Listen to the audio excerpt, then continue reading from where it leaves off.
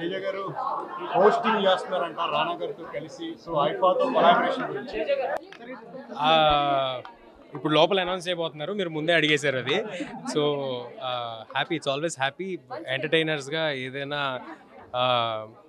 ఇంకొక entertainment format ఇది. So first time కాబట్టి లుకింగ్ ఫార్వర్డ్ టు ఇట్. ఏం లేదండి, చేస్తాను, మామూలు సినిమాలు కూడా ఉన్నాయి.